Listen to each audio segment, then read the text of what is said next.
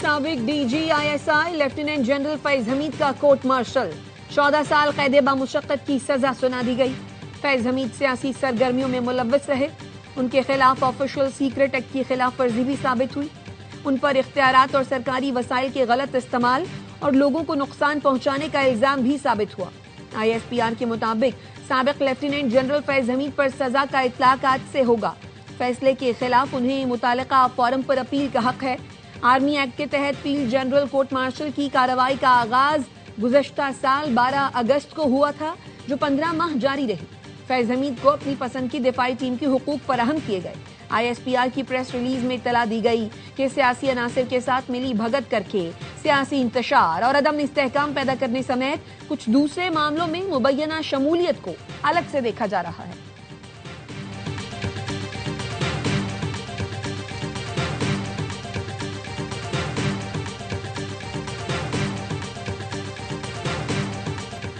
Chairman Peoples Party Bilawal Bhutto نے فیض حمید کو سزا تاریخی فیصلہ قرار دے دیا۔ کہا سزا پر عمل درآمد ہوتا ہے تو پیغام جائے گا آئندہ ایسی غلطیاں نہ کی جائیں۔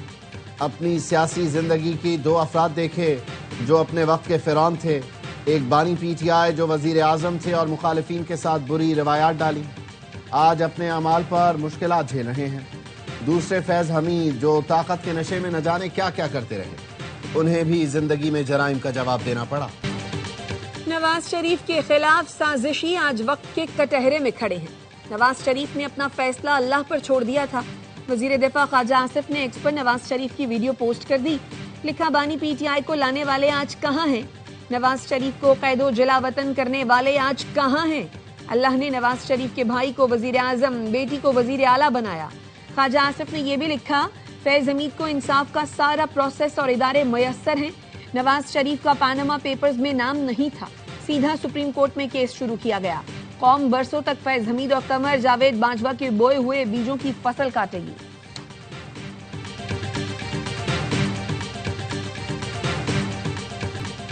قانون و انصاف کی بالادستی کے لیے آج پاکستان کے لیے بہت بڑا دن ہے۔ فوج میں خود احتسابی کے مضبوط عمل کی مثال سب نے دیکھ لی۔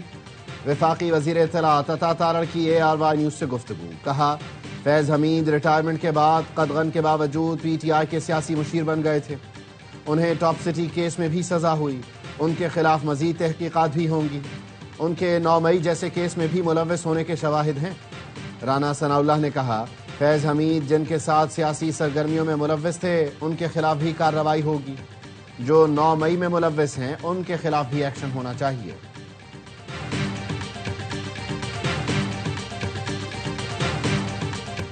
9 مئی واقعات میں فیض حمید، بانی PTI اور پارٹی بھی ملوث ہے۔ جو بھی ملوث تھا سب کو سزا ملے گی۔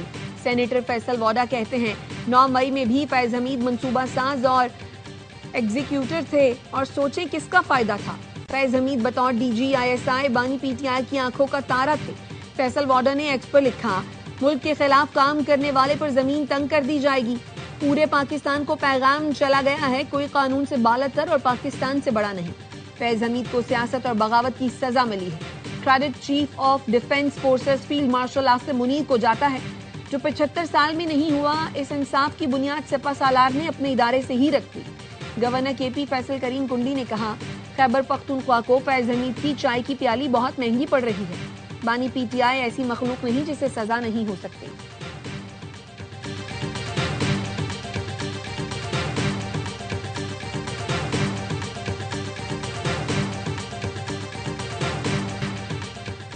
پاک فوج میں بلا تفریق کارروائی ہوتی ہے۔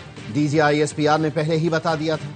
لیفٹیننٹ جنرل احمد شریف چودھری نے کہا تھا فیض حمید کیس اس بات کا منہ بولتا ثبوت ہے پاک فوج میں ذاتی اور سیاسی مفادات کے لیے کی گئی خلاف ورزیاں سنجیدگی سے لی جاتی ہیں۔ بلا تفریق خود احتسابی دوسرے اداروں کے لیے ترغیب ہے۔ ذاتی مفاد کے لیے کوئی اپنا منصب استعمال کرتا ہے تو وہ جواب دہ ہے۔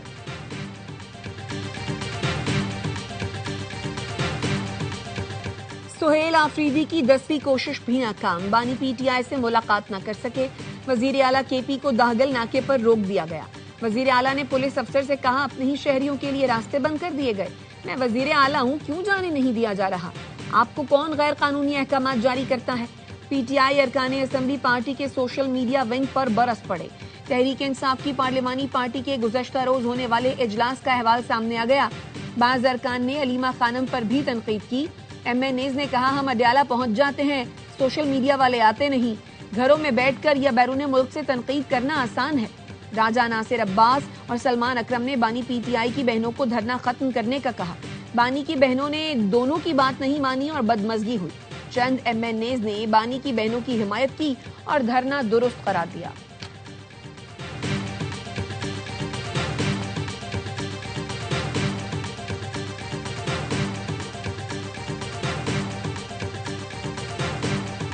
पाकिस्तान ने नॉर्वे के सफीर को दफ्तर खारजा तलब करके डिमाश कर दिया। नॉर्वेजियन सफीर की अदालती कार्रवाई में गैर जरूरी शिरकत पर दफ्तर खारजा का सख्त एहतजाज। पाकिस्तान के अंदरूनी मामलात में मुदाखलत पर दफ्तर खारजा का सख्त इक़दाम। नॉर्वे के सफीर की सुप्रीम कोर्ट में ईमान मजारी केस की समाअत में शिरकत सिफारती हद से तजावुज था। ज़ेर समाअत हसास मुकदमे में किसी मुल्क के सफीर की मौजूदगी बैनुल अक़वामी क़वानीन की खिलाफ वर्जी है। तर्जुमान दफ्तर खारजा ने कहा, नॉर्वे के सफीर का इक़दाम वियना कन्वेंशन के आर्टिकल 41 की खुली खिलाफ वर्जी है। नॉर्वे की मुख्तलिफ NGOs पाकिस्तान मुखालिफ सरगर्मी में मुलव्वस अनासिर की हिमायत करती रही हैं। पाकिस्तान ने वाज़ेह कर दिया, आज़ाद, खुद मुख्तार और कानून पर अमल दरामद करने वाली हार्ड स्टेट क्या होती है। डिमाश सबूत है कि आलमी उसूलों के मुताबिक पाकिस्तान अपनी खुद मुख्तारी का तहफ़्फ़ुज़ बखूबी जानता है।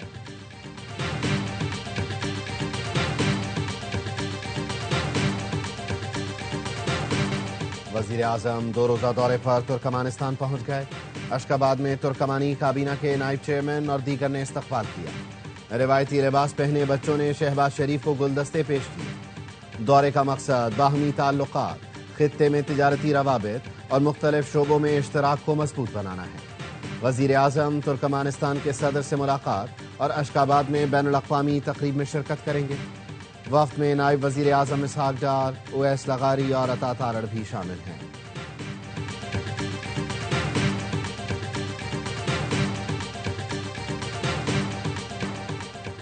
झूठे इल्जामात लगाने वाले यूट्यूबर आदिल राजा ने ब्रिगेडियर रिटायर्ड राशिद नसीर से माफ़ी मांगी। एक्स पर लिखा, लंदन की अदालत ने मुझे राशिद नसीर को 50,000 पाउंड हर्जाना अदा करने का हुक्म दिया। अदालत ने मुझ पर कानूनी अखराजात भी आयद किए। 14 से 29 जून 2022 तक मैंने मुतअद्दिद हतक इज़्ज़त के इल्ज़ामात लगाए। राशिद नसीर पर लगाए गए झूठे इल्ज़ामात का मैं दिफा नहीं कर सका। अदालत ने करार दिया, मेरे राशिद नसीर पर लगाए गए इल्ज़ामात झूठे थे। आज लंदन हाई कोर्ट ने तहरीरी फैसला जारी किया। आदिल राजा 28 दिन तक फैसले का खुलासा तमाम प्लेटफॉर्म्स पर नुमायां जगह पर लगाने का पाबंद होगा। अदालत ने आदिल राजा को झूठे दावे दोहराने से रोकने के लिए सख्त हिदायत भी जारी कर दी। कहा, आदिल राजा ने हुक्म न माना तो तौहीन अदालत, जुर्माना और जेल होगी। आदिल राजा को तमाम अदायगियां 22 दिसंबर तक लाजमी करना होंगी।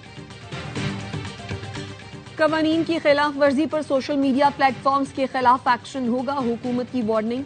वजीर मुमलिकत तलाल चौधरी और बैरिस्टर अकील ने मुल्की और गैर मुल्की सहाफ़ियों को ब्रीफिंग में बताया, दहशतगर्द सोशल मीडिया प्लेटफॉर्म्स आज़ादाना इस्तेमाल कर रहे हैं। दहशतगर्दी में मुलव्वस 19 अकाउंट्स भारत और 28 अफगानिस्तान से ऑपरेट हो रहे थे। सोशल मीडिया प्लेटफॉर्म्स का पाकिस्तान में दफातर बनाने का मुतालबा दोहराया जाता है। चाइल्ड पोर्नोग्राफी का डेटा ऑटो डिलीट हो सकता है तो दहशतगर्दी का मवाद क्यों नहीं। पाकिस्तान दहशतगर्दी के खिलाफ जंग में फ्रंट लाइन इत्तेहादी और मजबूत दीवार है। ये दीवार कमजोर हुई तो दहशतगर्दी की आग मगरिब तक फैल सकती है।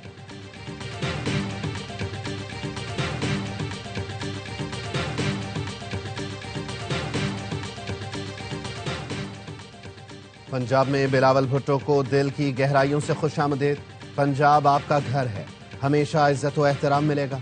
वजीर आला मरियम नवाज का एक्स पर बिलावल भुट्टो के लिए खैर मक़दमी पैगाम। लिखा, बिलावल भुट्टो के खूबसूरत अल्फाज पर शुक्रिया अदा करती हूँ। पीपी चेयरमैन ने गुज़श्ता रोज कहा था, खुशी होगी अगर मरियम नवाज सिंध से इलेक्शन लड़े।